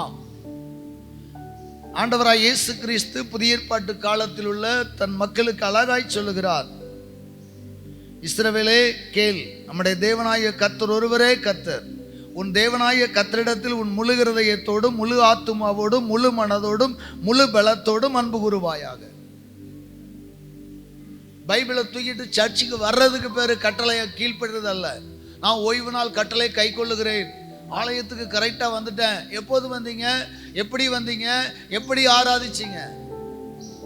முழு இருதயமும் ஆராதிக்கல, முழு மனதோடு ஆராதிக்கல. உன்னுடைய முழு இருதயமும் முழு மனதும் இந்த ஆராதனை மீது இருக்குமையானால் கண்டிப்பாக நீங்கள் துவக்கத்தில் வருவீங்க. சில நேரங்களில் சில மக்கள் பிரசங்கத்துக்கு வருவாங்க, காணிக்கை நேரத்தில் வருவாங்க. இதுக்கு பிற கற்பனைக்கு கீழ்ப்படுகிறது. ஆண்டவருடைய வார்த்தை தெளிவாய் சொல்லுகிறது, இஸ்ரவேலே உன் முழு இருதயத்தோடும், இருதயம் எல்லாம் ஆராதனை ஏக்கத்தோடு இருக்கணும். முழு ஆத்துமாவோட, ஆத்துமாவில் வேற எந்த சிந்தை இருக்கக்கூடாது, வேற எந்த எண்ணம் இருக்கக்கூடாது. முழு மனதோட, அடுத்து முழு பலத்தோட ஆராதனை எப்படி செய்யணுமா? முழு பலன், உன் சரீரத்தில் இருக்கிற முழு பலத்தை செலுத்தி ஆராதிக்கணும். நான் பார்ப்பேன் சில நேரங்களில் படிக்கிற மாதிரி வாய் அசைக்கிறீங்க, படிக்கலை, கை தட்டுற மாதிரி ஆக்ஷன் பண்ணுறீங்க, ஆனால் சத்தம் வரல. கை தட்டுவாங்க வலிக்காம, நான் வேகமாக தட்டினா வலிச்சிருமா. ஓங்கி அடிங்க, ப்ரெஷர்லாம் போயிடும். ஓங்கி அடிங்க, சுகர்லாம் போயிடும். ஸோ ரியல் உண்மையாக சொல்கிறேன், ஆராய்ச்சியில் கண்டுபிடிச்சது. நல்ல கரங்களை தட்டி நல்ல உற்சாகமாய் பாடினால் உங்கள் சரீரத்தில் ஒரு புதிய பலன் உண்டாகிறது. நாவுகளை திறந்து பாடணும். இங்கே இவங்க தான் பாடுறாங்களே, இவங்க பாடுறதை அப்பா போதும்பா, கேட்க நம்ம படிக்க கேட்கையா போகுது அப்படின்னு இருக்கக்கூடாது. நீங்களும் இணைந்து பாடணும். பாப்பு உங்கள் சவுண்டா என் சவுண்டா பாப்பு, நீங்கள் உசத்தி பாடணும், உரத்த சத்தத்தோடு பாடணும், அடி வயிறு வலிக்கிற அளவுக்கு பாடணும். ஆராதனை முடிச்சு போகும்போது வயிறு வலிக்கணும், அப்படி ஜீவனை கொடுத்து பாடணும். அப்படி ஆண்டவரை துதிக்கணும். கொஞ்ச நேரம் ஆகிலும் அந்த பாட்டை வர நல்ல பாட்டு, இந்த வசனத்தின் அடிப்படையில் எழுத பாட்டு. அந்த பாட்டை இப்படி படிச்சு விட்டாங்க, உம்மை முழு உள்ளத்தோடு ஆராதிப்பே அன்பு கூறுவே. அதை மிலாடி சங்ஸா அப்படியே ஸ்லோ மோஷனில் பாடி, அப்போ இப்படித்தான் ஆராதிக்கணும் போல அப்படின்னு சபையும் இப்போ அப்படி ஆயிடுச்சு. அதுவும் இப்போ ஆராதனை பாட்டெல்லாம் எழுதுனவன் ஒரு ராகத்தில் எழுதுனா படிக்கிறவன் பூரா புது ராகத்தில் பாட ஆரம்பிச்சிட்டாங்க. புதிய ராகம் அல்ல, பழைய ராகம் அல்ல, எந்த ராகமாக இருந்தாலும் சரி கொஞ்சம் சவுண்டாக நல்லா உற்சாகமாக ஆராதிங்க. நம்பர் 2, இந்த ஆராதனை மட்டும் அல்ல, கற்பனையை பற்றி ஆண்டவர் சொல்கிறாரு. வாசிங்க அடுத்து. இதற்கு ஒப்பாயிருக்கிற 2ஆம் கற்பனை என்னவென்றால், என்ன 2 கட்டளை, பழைய ஏற்பாட்டில் 10 கட்டளை, புதிய ஏற்பாட்டில் ஆண்டவர் அதை சுருக்கமாய் சுருக்கி 2 கட்டளையாக உருவாக்குறார். என்ன கட்டளையா? உன்னிடத்தில் நீ அன்பு கூறுவது போல பிறனிடத்திலும் அன்பு கூறுவாயாக என்பதே. பிறனிடத்திலும் அன்பு கூறுவாயாக என்பதே. இவைகளிலும் பெரிய கற்பனை வேறொன்றும் இல்லை என்றார். இவைகளிலும் பெரிய கற்பனை வேறொன்றும் இல்லை. பழைய ஏற்பாட்டு திருச்சபை மக்களுக்கு 10 கட்டளை கொடுத்து இணை சட்டங்கள் ஏராளம் கொடுக்கப்பட்டது. அதை தொடாத, இதை தொடாத, அதை செய்யாத, இதை செய்யாத. ஏசப்பா நமக்கு எவ்வளவு சிம்பிளா பண்றாரு. நல்ல முழு ஹிருதயத்தோட, முழு மனதோட, முழு பலத்தோட, முழு ஆத்மாவோட என்ன ஆராதி. நம்பர் 1. 2வது, இதற்கு ஒப்பா இருக்கிற இன்னொரு கட்டளை சொல்றேன். உன்னிடத்தில் அன்பு கூறுகிறது போல உன் அயலான் இடத்திலும் பிறனிடத்திலும் அன்பு கூறுவாயாக. இந்த ஒரு கட்டளை கை கொள்றாரு. பாஸ்டர், நான் அன்பு கூறுறதுனால நடக்கும். ஆமா, உன்னை நேசிக்கிறது போல உன் அயலானை நேசித்தால் உன் அயலானுடைய பணத்துக்கு நீ ஆசைப்பட மாட்டாய், உன் அயலானை கொலை செய்ய மாட்டாய். இன்னைக்கு நேசிக்கிறார்கள். மை டியர் ஃப்ரெண்டுமா, என் ஃப்ரெண்டுமா குடிச்சிட்டு அவனை ஃப்ரெண்டை வெட்டிடுறான். நேசிக்கல, நடிக்கிறாங்க. உண்மையான நேசங்களை இன்னைக்கு பார்க்க முடியல, உண்மையான பாசங்களை பார்க்க முடியல. உண்மையாய் உன் சகோதரனை நேசிப்பாயானால் அவனுக்காக நீ என்ன செய்வ? அன்பு செலுத்துவாயானால் அவனுடைய பொருளை எடுக்க மாட்ட. நண்பன் வீட்டுக்கு போறான், 4 தடவை போறான், 4வது தடவை நண்பன் மனைவி கூட்டிட்டு போயிடுறான். பேப்பர்ல பார்க்கிறோம். நடக்கா இல்லையா? அப்ப அவன் உண்மையா அன்பு செலுத்தல. உன்னை நேசிக்கிறது போல உன் அயலானை நேசித்தால் இந்த உலகம் சூப்பரா மாறிடும். சட்டமே வகுக்க வேண்டாம், காவல் நிலையமே வேண்டாம். ஆனா இன்னைக்கு நடக்கலையே. ஆண்டவர் அதைத்தான் சொல்கிறார். அப்ப நாம செய்ய வேண்டிய 2வது கற்பனை, முதல்ல விதியை பார்த்தோம், 2வது கற்பனையை பார்த்தோம். ஆபிரகாம் என் கற்பனைகளையும் கை கொண்டான். அப்ப ஆபிரகாம் கை கொண்ட கற்பனை என்னங்கிறத நான் டீப்பா கொண்டு போகல. நாம கை கொள்ள வேண்டிய கற்பனை என்ன? முதல்ல ஆண்டவரை நேசிங்க. 2வது உங்களை நேசிக்கிற மாதிரி அயலான நேசிங்க. கொலை செய்யாதிருப்பாயாக, விபச்சாரம் செய்யாதிருப்பாயாக, பொய் சொல்லாதிருப்பா, அதான் தேவையில்லை. ஏன்னா நீ உன்னை நேசிக்கிறது போல உன் அயலான நேசித்தீன்னா நீ பொய் சொல்ல மாட்டீங்க, கொலை செய்ய மாட்டீங்க, பிறருக்கு உண்டான யாதொன்றை இச்சிக்க மாட்டீங்க. இந்த கற்பனையின்படி நடங்க. பஞ்ச காலமானாலும் கர்த்தர் உங்களையும் என்னையும் ஆசீர்வதிப்பார். அல்லேலூயா. நம்பர் 3, நியமங்கள். 3வது, 4வது நியமங்கள். ஆபிரகாம் என் நியமங்களை கை கொண்டான். என்ன பாஸ்டர்? விதிகள், கற்பனைகள், அடுத்து நியமங்கள். ஸோ இந்த நியமங்கள் என்றால் என்ன? அதற்கான ஆங்கிலத்தில் அப்பாயின்மெண்ட்டுமாங்க. அப்பாயின்மெண்டட், நியமனம். அப்பாயின்மெண்ட் லெட்டர் கிடச்சிருச்சுமாங்கல்ல, அப்படின்னா நியமன கடிதம். கலெக்டர் ஆஃபீஸில் எனக்கு இந்த நியமன கடிதம் வந்துச்சு அப்படின்னு சொல்ல மாட்டாங்க, அப்பாயின்மெண்ட் ஆர்டர் வந்துருச்சு. ஸோ நம்ம ஆவிக்குரிய வாழ்வில் என்ன அப்பாயின்மெண்ட் ஆர்டர்? நமக்கு என்ன அப்பாயின்மெண்ட் இருக்கு? ஆண்டவர் சொல்றாரு, நியமங்கள்ல இருந்தால் தான் உனக்கு ஆசீர்வாதம். இப்போ உதாரணமாக எனக்கு ஒரு ஆர்டர் வருகிறது, உங்களுக்கு ஒரு ஆர்டர் வருகிறது, தூத்துக்குடியில் இந்த ஆரம்ப சுகாதார நிலையத்தில் ஜாயின் பண்ணுங்க அப்படின்னு சொல்லி ஆர்டர் வருது. மாப்பிள்ளை ஒரு நீ ஆரம்ப சுகாதார நிலையத்தில் ஜாயின் பண்ணாமல் கீழேறால் ஆரம்ப சுகாதார நிலையத்தில் ஜாயின் பண்ணிவிட்டு 1 மாதம் கழித்து சம்பளம் தானே இவன் கொடுப்பான். முதல்ல அங்கே வேலைக்கு விட மாட்டான். ஒருவேளை அங்குள்ள அதிகாரியும் கவனிக்காமல் அப்படியே டியூட்டி பாருங்க சார்னா 1 மாதம் டியூட்டி பார்த்தால் அங்கே என்ன கிடையாது? ஆசீர்வாதம் கிடையாது, சம்பளம் கிடையாது. அப்போ நியமங்கள் என்றால் என்ன புரிந்து கொள்ளுங்கள். நியமங்களை குறித்து வேதத்தில் பார்க்கிறோம். ஃபர்ஸ்ட் யாத்ராகமம் புத்தகம் 15வது அதிகாரம் 26வது வசனம். யாத்ராகமம் 15:26. நீ உன் தேவனாகிய கர்த்தரின் சத்தத்தை கவனமாய் கேட்டு அவர் பார்வைக்கு செம்மையானவைகளை செய்து அவர் கட்டளைகளுக்கு செவி கொடுத்து அவருடைய நியமங்கள் யாவையும் கைக்கொண்டால் நான் எகிப்தியருக்கு வரப்பண்ணின வியாதிகளில் ஒன்றையும் உனக்கு வரப்பண்ணேன் நானே உன் பரிகாரியாகிய கர்த்தர் உனக்கு பரிகாரியாகிய கர்த்தராய் இருப்பேன். இஸ்ரவேல் மக்களுக்கு சொல்லுகிறார், என் நியமங்களை கைக்கொண்டால் உங்களுக்கு வியாதிகள் வருவதில்லை. நியமங்களை கை கொண்டால் வியாதிகள் உங்களிடத்தில் வருவதில்லை. என் நியமங்களை கை கொள்ளுங்கள்.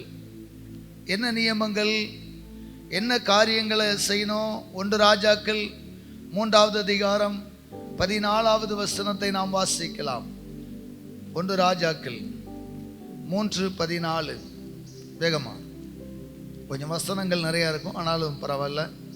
உன் தகப்பனாகிய தாவீது நடந்தது போல நீயும் என் கட்டளைகளையும் என் நியமங்களையும் கைக்கொண்டு என் வழிகளில் நடப்பாயாகில். ஆண்டவராகிய தேவன் சாலமோனோடு பேசுகிறார். சாலமோனே, உன் தகப்பனாகிய தாவீது நடந்தது போல நீயும் என் கட்டளைகளையும் என் நியமங்களையும் கைக்கொண்டு என் வழிகளில் நடப்பாயாகில் உன் நாட்களை நீடித்திருக்க பண்ணுவேன். தாவீது நியமங்களை விட்டு மாறாதிருந்தான். தாவீது நியமங்களை விட்டு விலகாதிருந்தான். சாலமோனுக்கு கர்த்தர் சொல்லுகிறார், உன் தகப்பனாகிய தாவீது என் நியமங்களின்படி நடந்தான், அதனாலதான் அவனை ஆசீர்வதிச்சேன். அதனாலதான் சவுல் கையிலிருந்து ராஜ்யத்தை பிடிங்க உன் தகப்பனுக்கு கொடுத்தேன்றாரு. அப்ப சவுல் நியமங்களின்படி நடக்கல, தாவீது நியமங்கள் படி நடந்தான். அப்ப சவுல் நடக்காத நியமங்கள் என்ன? சவுல் எந்த காரியத்தில் நியமங்களின்படி நடக்கலை என்றால் 2 காரியத்தை பார்க்கிறோம். நிறைய விஷயம் இருக்கு, ஒரு 2 முக்கியமான காரியங்கள். 1 சாமுவேல் 13வது அதிகாரத்தில் நாம் வாசிக்கலாம். 1 சாமுவேல் 13வது அதிகாரம் 9 14 வரை. அப்பொழுது சவுல் சர்வாங்க தகன பலியையும் சமாதான பலிகளையும் என்னிடத்தில் கொண்டு வாருங்கள் என்று சொல்லி சர்வாங்க தகன பலியை செலுத்தினான். சர்வாங்க தகன பலிகளை செலுத்தினான். அவன் சர்வாங்க தகன பலி. யார் செலுத்த வேண்டிய பலி? அந்த நாட்களில் இருந்து ஆசாரியனும் தீர்க்கதரிசியுமாகிய சாமுவேல் செலுத்த வேண்டிய பலி. பலிகள் யார் செலுத்த வேண்டும்? ஆசாரியன் செலுத்த வேண்டும். ராஜாக்களுடைய வேலை என்ன? ஆளுகை செய்யணும், யுத்தத்துக்கு போகணும். இங்கே சாமுவேல் வர தாமதித்ததினால் இங்கே சவுல் பலிகளை செலுத்த ஆரம்பிக்கிறான். அப்பொழுது சாமுவேல் வருகிறான். சவுல் அவனை சந்தித்து வந்தனம் செய்து வணக்கம் தெரிவித்து உபசரிக்கிறான். அப்பொழுது சாமுவேல் கேட்கிறான் 11வது வசனத்திலே, நீர் செய்தது என்ன? சாமுவேல் கேட்டதற்கு சவுல் ஜனங்கள் என்னை விட்டு சிதறி போகிறதையும் குறித்த நாட்களின் திட்டத்திலே நீர் வராததையும் பெலிஸ்தர் மிக்மாசிலே கூடி வந்திருக்கிறதையும் நான் கண்டபடியினாலே. இங்க கவனிங்க, ஒரு யுத்தத்துக்கு போகணும். யுத்தத்துக்கு போகும் முன்னதாக பழைய ஏற்பாட்டு நியமங்கள் என்ன தெரியுமா? ஆசாரியன் வந்து ஜெபித்து பலி செலுத்தி முதல் பட்டயத்தை ராஜா கையில் கொடுத்து போய் வாருங்கள், கர்த்தர் உங்களோடு இருப்பாராக என்று சொல்லி அனுப்பணும். அதான் நியமங்கள். இப்போ சாமுவேல் வர தாமதமாகிறது. அங்கே படை, எதிரின் படை ஆரவாரம் பண்ணுகிறது. பண்ணட்டுமே, கர்த்தர் வரட்டுமே. எதிரிகளின் படை ஆரவாரம் பண்ணினால் நாம் அதற்கு பயப்படுவதா? சவுல் பயந்தான். எதிரிகளின் படை ஆரவாரம் பண்ணுகிறது, ஜனங்கள் என்னை விட்டு ஓடி போவார்கள் என்று கருதி பலி பொருள்களை வாங்கி இவனை பலி செலுத்தினான். சாமுவேல் கடிந்துள்ளுகிறான். சாமுவேலை சமாளிக்கிறான். நீர் வர தாமதமாகிவிட்டது. ஒருவேளை நாளை முதல் வாரம் ஞாயிற்றுக்கிழமை 31ஆம் தேதி முடியுது. வெள்ளிக்கிழமை நான் தாராபுரத்தில் இருக்கிறேன். அங்கேருந்து மத்தியானம் பரப்பு நைட்டு வந்துடும். சப்போஸ் நைட்டு பரப்பிட்டு காலைல வரலான்னு வர 5 மணி ஆராதனை நடத்தணும். 5 மணி நேரமையாக நடத்திட்டு இருக்காரு. எப்படியாவது அப்பா வந்துடுவாங்கன்னு. 6 மணி ஆச்சு வரல, 6:10 ஆச்சு வரல. சரி வரல, அப்போ என்ன மகேஷ்னா நீங்கள் திருந்து கொடுங்க சொல்ல முடியுமா? செய்ய மாட்டாங்க நம்ம பையங்க, சொல்கிறேன். ஆனால் இதே போல தான் எந்த ஒரு வேலை யார் செய்ய வேண்டுமோ அவர்கள் செய்யும் வரை காத்திருக்கணும். அதுதான் ஆராதனையினுடைய ஒழுங்குகள். துணிகரமான காரியங்களை இன்னைக்கு எத்தனை பெந்தகோஸ்தே சபைகள் செய்கிறது தெரியுமா? தூத்துக்குடியில் ஒரு வருஷம் கூட ஒரு ஊழியருக்கு அடங்கியிருந்து பணிவிட செய்யாதவர் திடீரென்று சபை ஆரம்பிக்கிறார், பெரிய ஷெட்டு போடுறாரு.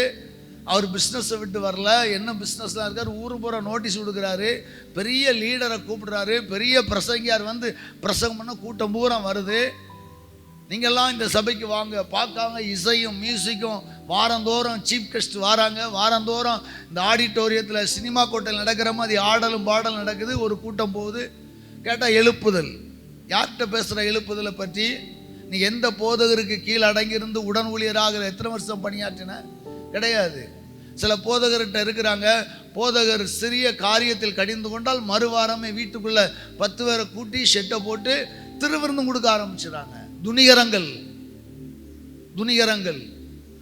அவர்களாகவே பாஸ்டர் ஆயிடுறாங்க. பைபிளில் எங்கே இருக்கு? அப்படி கிடையாது. எந்த ஒரு திருச்சபை ஆகட்டும், ஊழியராகட்டும், ஒரு அப்பாயின்மெண்ட், அனாயிட்டிங் சர்வீஸ், அபிஷேக ஆராதனை வச்சு தான் ஒவ்வொரு காரியத்தை செய்கிறாங்க. அப்போஸ்தலர் நடபடிகள் அப்படித்தான் நடந்துச்சு. ஆனால் இன்றைய திருச்சபைகள் சீர்கெட்டதாக இருக்கிறது. இந்த சாமுவேல் காலத்தில் சவுல் செய்தது போல அப்பொழுது சாமுவேல் கடிந்துள்ளுகிறான். என்ன சொல்றான் தெரியுமா? வாசிங்க 13வது வசனம். புத்திகீனமாய் செய்தி, புத்தி கெட்ட காரியமாய் செய்தி, உம்முடைய தேவனாய கர்த்தர் உமக்கு விதித்த கட்டளைகளையும் கை கொள்ளாமற் போனீர். மற்றபடி கர்த்தர் இஸ்ரவேலின் மேல் உம்முடைய ராஜ்யத்தை இன்றைக்கு ஸ்திரப்படுத்துவார். கடவுள் நிச்சயம் உங்களை ஆசீர்வதிச்சிருப்பாரு. ஆனா நீ தப்புன்ட்டீர். இப்போது உம்முடைய ராஜ்யபாரம். ஐயா, ஜபந்தானையா செய்தேன், பலிதான செலுத்தணும் இல்ல. பலி செலுத்துவதற்கு என்று ஆசாரியன் இருக்கிறான், அவன் தான் செலுத்தணும். வீடு கட்டுறீங்க, அடிக்கல் நாட்டு விழா வைக்கணும், நான் வர தாமதமாகுது, சரி கொத்தனார் நீரை வை, நானே வைப்போம். இல்ல, நிலை நிற்க வேண்டும். நம்முடைய வீடுகள் நிலை நிற்கணும், நம்முடைய பிஸ்னஸ் நிலை நிற்கணும். அந்தந்த வேலையை செய்யக்கூடிய ஆசாரியர்களின் ஜெபம் பிரதிஷ்டை நமக்கு ஆசீர்வாதம். என்னை விட நீங்க வல்லமையா ஜெபிக்க தெரியலாம். ஒருவேளை இங்கே இருக்கிற உடன் ஊழியர்களை நான் அப்பாயின்மெண்ட் பண்ணி வச்சிருக்கிறேன். நான் இல்லாத நேரங்களில் ஒரு அஸ்திபார கற்களை எடுத்து வைக்கும்படி. அவர்கள் ஒரு சிறியவர்களாக இருக்கலாம், வயதில் குறைந்தவர்களாக இருக்கலாம், ஆனால் நியமிக்கப்பட்டவர்கள். அவர்களை விட நீங்கள் பெரியவர்களாக இருக்கலாம், பணக்காரங்களாக இருக்கலாம், நல்லா ஜெபிக்கலாம். நம்ம வச்சு கட்டுவோம் இல்லை. நியமங்களை மீறாதிருங்கள். நியமங்களை மீறின சவுலின் ராஜ்யம் அழிந்தது. ஆண்டவர் அதோடு அவனுடைய ராஜ்யத்தை அகற்றினார். இப்போதோ நம்முடைய ராஜ்யம் நிலை நிற்காது. தேவனுடைய மனுஷன் சொல்லுகிற அந்த வார்த்தை வாசிக்க கடினமாக இருக்கிறது. இன்னொரு வசனத்தை படிக்கலாமா? நியமங்களை மீறின மற்றொரு ராஜா உசியா என்கிற ஒரு ராஜா. இந்த ராஜாவை குறித்து குறை சொல்லும்படி ஒரு தவறுகள் இல்லை. அற்புதமான தேவனுடைய மனிதன். ஆனால் இவன் நியமங்களை மீறுகிறான். தனக்கு கொடுக்கப்பட்ட காரியங்களை மீறி செய்கிற ஒரு காரியத்தை நாம் வாசிக்கலாம். 2 நாளாகமும் 26வது அதிகாரம். இவன் தன்னுடைய ஆட்சியில் மிகுந்த ஆசீர்வாதத்தை பெற்றுக்கொள்ளுகிறான், நல்லாட்சி செய்கிறான். அவனை குறித்து எந்த ஒரு தவறும் இல்லை. நல்ல ஒரு தேவனுடைய மனுஷன். 26வது அதிகாரம் 1 வசனத்தில் 16 வயதான உசியாவை ராஜாவாக்குறார்கள். அவன் 52 வருஷம் அரசாட்சி செய்கிறான். 5வது வசனம் சொல்லுகிறது, தேவனுடைய தரிசனங்களில் புத்திமானாயிருந்த சகரியாவின் நாட்களிலே தேவனை தேட மனதிணங்கியிருந்தான். அவன் கர்த்தரை தேடின நாட்களில் தேவன் அவன் காரியங்களை வாய்க்க பண்ணினார்.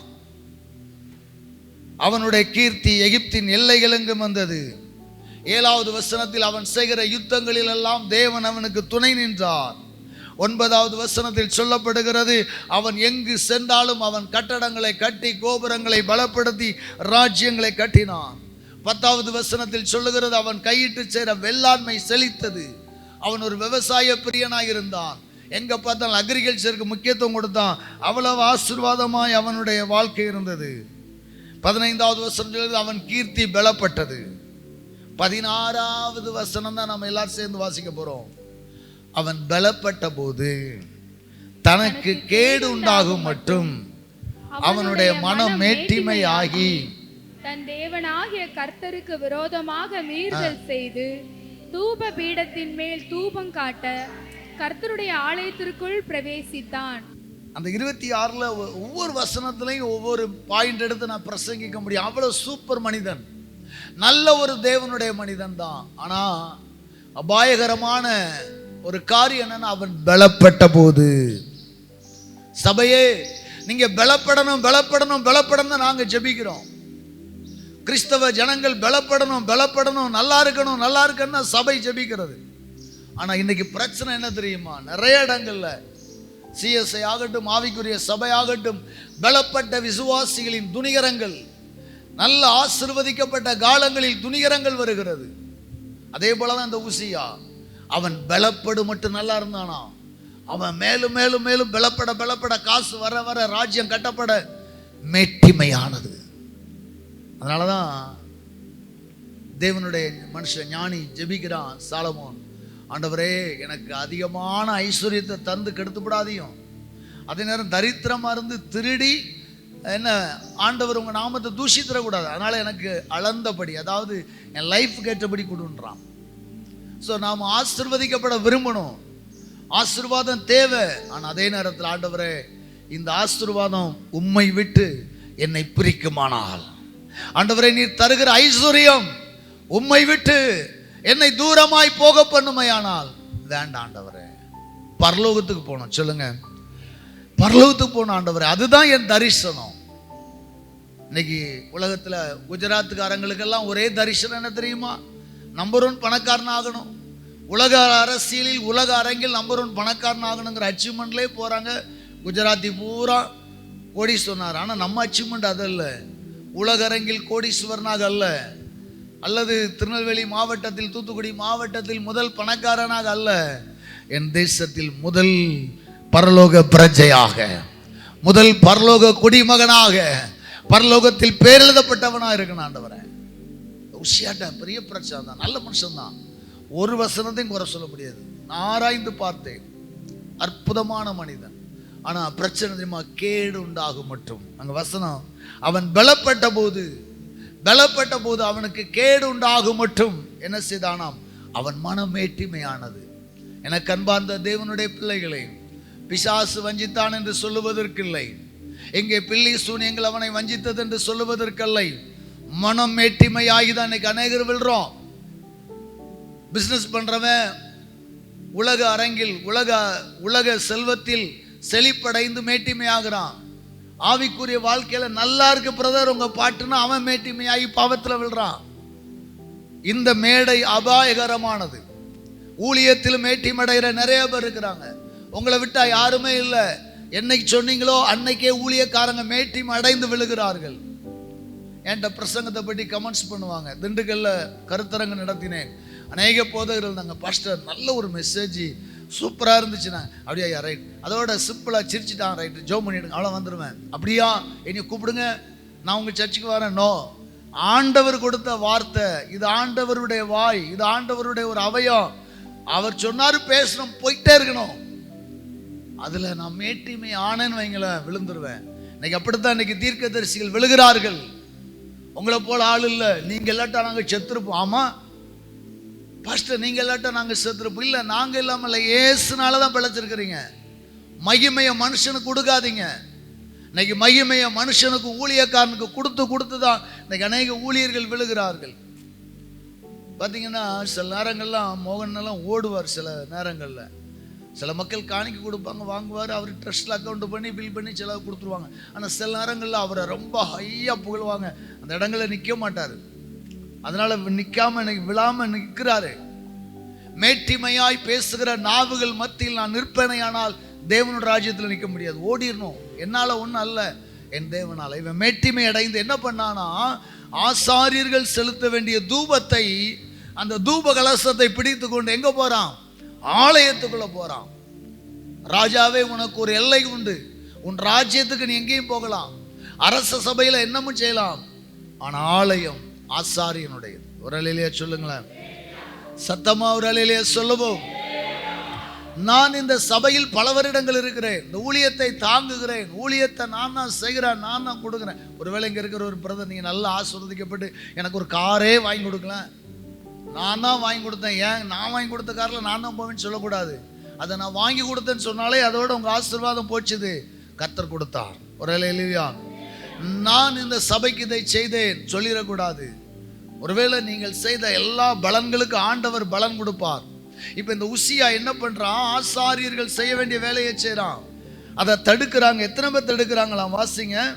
ஆசாரியனாகிய அசரியாவும் அவனோட கூட கர்த்தரின் ஆசாரியரான தலைமை ஆசாரியனாகிய அசரியாவும் அவன் கூட 80 பராக்கிரமசாலி ஆசாரியர்கள். அப்படின்னா கிளடு கட்ட போனா அப்படி தள்ளிடக்கூடாது இல்ல, சின்ன பையங்க போகாம நல்லா ஷவுட்டா இருக்கிற 80 ஆசாரியர்கள் போய், ராஜாவே இது உமக்கு நல்லதல்ல, உசியாவே கர்த்தருக்கு தூபம் காட்டுகிறது உமக்கு அடுத்ததல்ல, தூபம் காட்டுகிறது பரிசுத்தமாக்கப்பட்ட ஆரோனின் குமாரராகிய ஆசாரியருக்கே அடுக்கும். பரிசுத்த ஸ்தலத்தை விட்டு தயவு செய்து வெளியே போகும். மீறுதல் செய்தீர், இது தேவனாய கர்த்தருக்கு உமக்கு மேன்மையாக இருக்காது, இது உமக்கு மேன்மை அல்ல. நீர் ஆண்டவருடைய ஆலயத்தின் பலிகளுக்காக 1000 கிடா கொடும் ஆசீர்வாதம், ஆனா ஒரு கிடாவை வெட்டுறதுக்கு உமக்கு ரைட்ஸ் இல்லை. ஒரு அலையிலே சொல்லுங்களேன். 1 டன் தூப வர்க்கங்கள், அந்த சாம்பிராணி, அந்த தூப பொருட்களை கூடும், ஆனா அதை தூக்கி ஆட்டுறதுக்கு உமக்கு என்ன கிடையாது, ரைட்ஸ் இல்லை. 80 பாஸ்டர் தடுக்கிறாங்களாம். அதுவும் பயில்வான்களா இருக்கிற 80 ஆசாரியர்கள் போய் மீறி உள்ள போனா என்ன நடந்துச்சு தெரியுமா? கர்த்தர் அவனை அடித்தார். கர்த்தர் அவனை அடித்தார். அப்பொழுது உசியா கோபம் கொண்டான். அவன் தூபகலசத்தை தன் கையிலே பிடித்து ஆசாரியரோடு கோபமாய் பேசுகிறான். அப்பொழுது கர்த்தருடைய ஆலயத்திலே தூபபீடத்தின் முன் இருக்கிற அவனுடைய நெற்றியில் குஷ்டரோகம் தோன்றியது.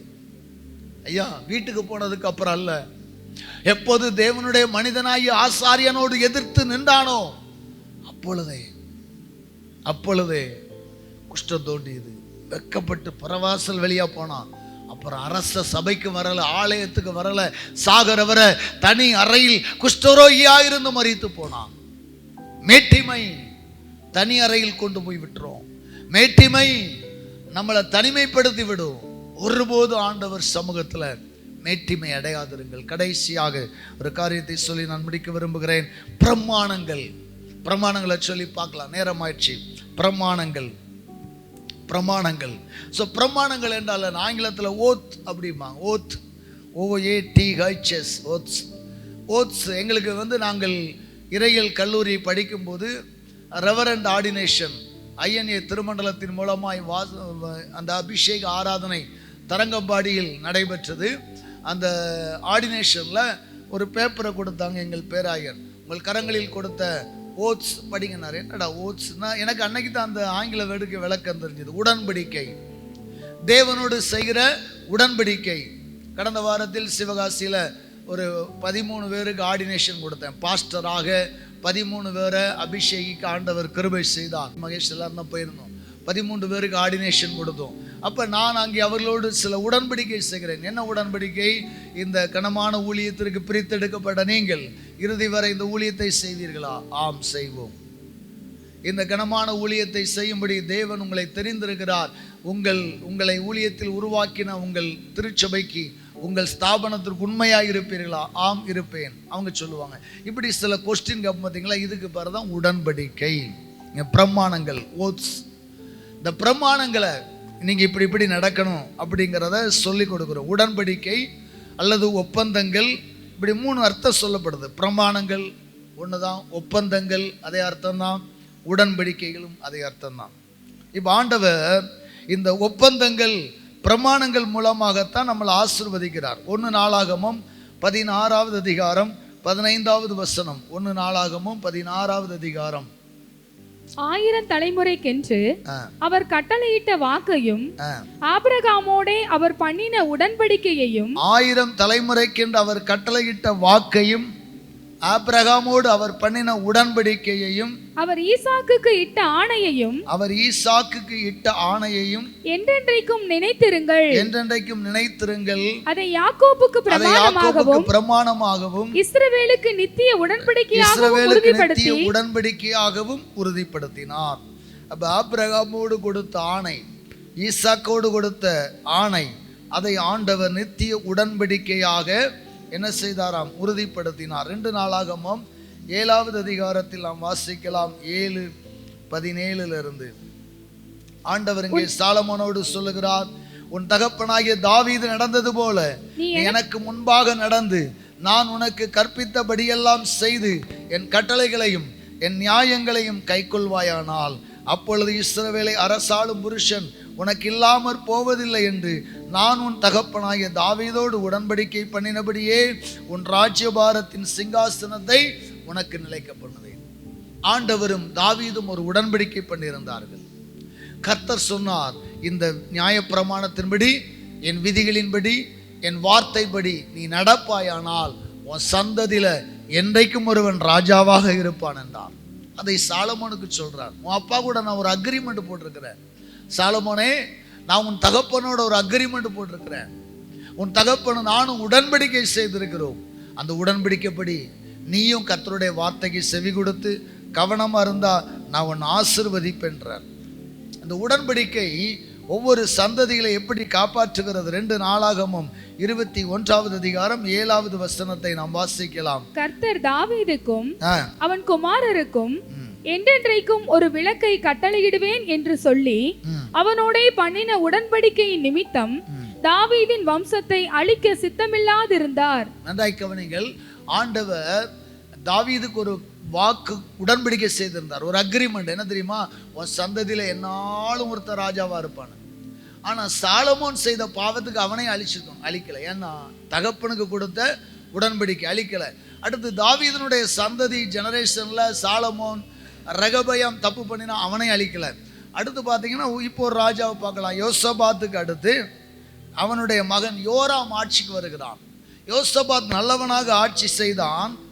21:1 யோசபாத் அடக்கம் பண்ணப்பட்டு யோசபாத் என்ன செய்தானா, அவன் தான் உயிரோடு இருக்கும்போதே தன்னுடைய மற்ற குமாரர்கள் அசரியா, எகியேல், சகரியா, அசரியா, மிகாவேல், செப்பத்தியா என்னும் பிள்ளைகளுக்கு வெள்ளி பொன்னு உச்சிதங்கள் அநேக நன்கொடைகள் சொத்து சுகங்கள் எல்லாம் கொடுத்து அவர்களை ஆசீர்வதித்தான். சரி, மூத்தவன் பேர் யோராம். தம்பி என்ன, ஒருத்தன் அரச சபையில் ஆட்சி பண்ண முடியும், மூத்தவனுக்கு தான் கொடுப்பாங்க. யோராமுக்கு ஆட்சியை கொடுத்து விட்டு அந்த யோசபாத்து மீதி இருக்கிற இளைய பிள்ளைங்களுக்கெல்லாம் சகல செல்வங்களை கொடுத்து, எப்பா உங்களுக்கு ராஜ்யம் கிடையாது, ஆனால் ராஜ்யத்திற்கு ஒப்பான செல்வம் இருக்கு, நீங்க நிம்மதியா இருங்கன்னு சொல்லி கொடுத்துட்டு அவன் மறிக்கிறான். ஆனால் அந்த யோராம் ஆட்சிக்கு வரான் பாருங்க. ஆட்சிக்கு வந்து என்ன செய்யணும்? அவன் தன்னை பலப்படுத்தி கொண்ட பின்பு, 4வது வசனம், தன்னை பலப்படுத்தி கொண்ட பின்பு அப்படின்னா என்ன அர்த்தம்? ஆட்சிக்கு வந்து தான் ஸ்திரப்பட்ட பின்பு என்ன செய்தானா, தன் சகோதரர்கள் எல்லாரையும் பட்டயத்தால் கொண்டு போட்டான். கொலகார பாவி. மூத்தவன், மூத்த அண்ணன், கூட பிறந்த தம்பிகள் எல்லாம் கொண்டு போட்டு அந்த சொத்துக்களை எடுத்தான். கர்த்தருக்கு கோபம் வந்துருச்சு, நொறுக்கிறவனை. ஏன்னா தகப்பன் தெளிவாய் செய்கிறான். மூத்தவனுக்கு ராஜபட்டத்தை கொடுத்து மற்றவனுக்கெல்லாம் ஐஸ்வர்யத்தை கொடுத்து மறிச்சுட்டு அவன் போயிட்டான். ஆனால் இவன் செய்த ஒரு பெரிய கேடு, தன் தமையனை எல்லாம் வெட்டி கொண்டு போட்டான். கர்த்தர் துடிக்கிறார். கர்த்தருக்கு அது பொல்லாப்பா இருந்தது. ஏன்னா அவன் பொண்ணு எடுத்த இடம் அப்படி. இன்னைக்கு நிறைய வீட்டில் சொல்லுவாங்க, அவன் பொண்ணு எடுத்ததுனால தான் அவன் எங்களெல்லாம் மறக்கிறான். உண்மை அதுதான். பொண்ணு எடுத்தது யாருடைய வீட்டில்? ஆகாபின் வீட்டில் எடுத்தான். கொடூரமான வீட்டில் எடுத்தான். எசபேலுடைய சந்ததி, எசபேலின் ஆளுகை, எசபேலின் ஆட்சி, பெண்ணின் வீரியமான ஆட்சிக்கு கீழ்ப்படிந்து தன் தமையனை கொண்டு போட்டான். கர்த்தர் அழிக்க போனாரு. அப்பதான் கர்த்தர் ஒன்று நினைக்கிறார். என்ன நினைக்கிறார் தெரியுமா? தாவீதுக்கும் அவன் குமாரருக்கும் என்றென்றைக்கும் ஒரு விளக்கை கட்டளையிடுவேன் என்று சொல்லி அவனோட பண்ணின உடன்படிக்கை நிமித்தம் இவனை அழிக்க சித்தம் இல்லாதிருந்தான். அல்லேலூயா. ஏன்னா இந்த யோராம் அழிச்சாச்சுன்னா தாவீது சந்ததியே போயிடும். அடுத்து தாவீதுக்கு ஒரு சந்ததியே இருக்காது. ஏன்னா தம்பிமாரெல்லாம் இவன் கொண்டுட்டான், இவனை கர்த்தர் கொண்டுட்டாருன்னா ராஜ்யமே முடிஞ்சிடும். யூதா ராஜ்யம் அன்னைக்கே முடிஞ்சிருக்கும். அதனால கர்த்தர் உடன்படிக்கை எப்படி நினைக்காரு பார்த்தீங்களா? உடன்படிக்கையின் தேவன். சொல்லுங்க, உடன்படிக்கையின் தேவன். உங்களுக்கு ஒரு வாக்கு கொடுத்தாருன்னா நிச்சயமா அதை நிறைவேற்றுவார்.